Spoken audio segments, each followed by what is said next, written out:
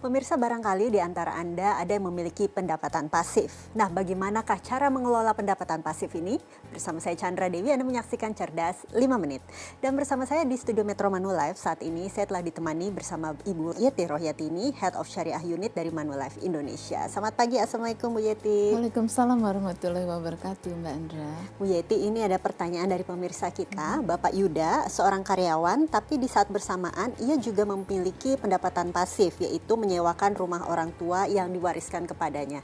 Nah, dengan pemasukan tambahan ini ia ingin menyisihkan untuk masa depannya. Tapi barangkali sebelumnya bisa dijelaskan kepada pemirsa ya Bu Yeti, pendapatan pasif itu apa ya?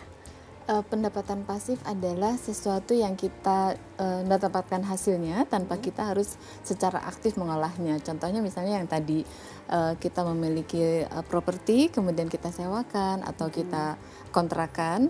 Jadi kita nggak perlu aktif mengelola, tapi sudah langsung mendatangkan income secara terus-menerus gitu. Oke, berbicara mengenai pengelolaan ya, tadi pun Bapak Yuda ini bertanya sebaiknya untuk pemasukan tambahan ingin disisihkan untuk masa depannya. Sebaiknya ia memilih investasi atau asuransi. Yang bisa Bu Yeti sarankan seperti apa Bu? Bagaimana sebaiknya mengelola dana pendapatan pasifnya? Iya, sebetulnya sih kembali kepada perencanaan keuangannya mereka.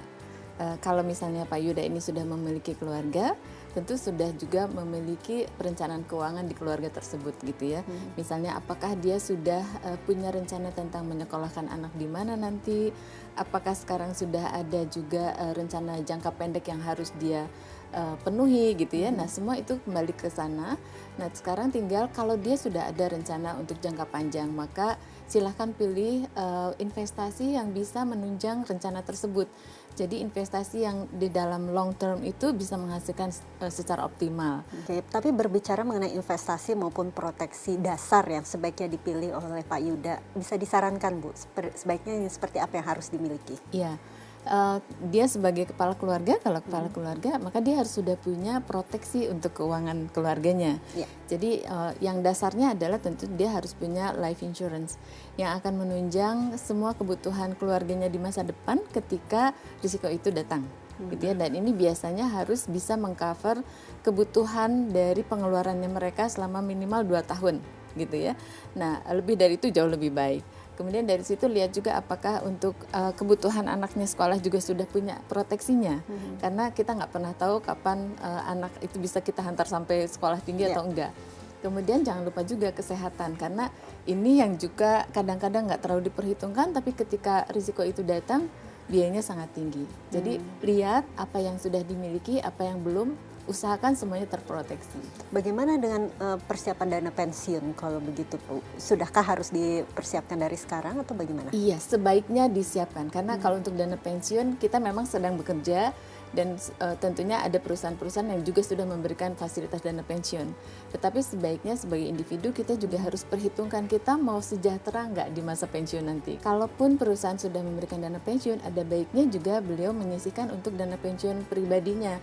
Sehingga itu nanti bisa digabungkan di masa pensiun, hasilnya akan jauh lebih baik dan dia bisa terus melanjutkan gaya hidup yang seperti sekarang padahal di masa sudah tidak produktif. Itu bisa dilakukan dari sekarang. Oke Bu Yeti, kalau tadi pertanyaan Pak Yuda kan memang sudah memiliki pendapatan pasif Bu. Bagaimana kiranya, ada sarankah dari Ibu kiranya tips untuk menyisihkan uang bagi masa depan pemirsa kita di rumah? Oke. Saya sangat menganjurkan untuk jangan menunda menjadi andalan.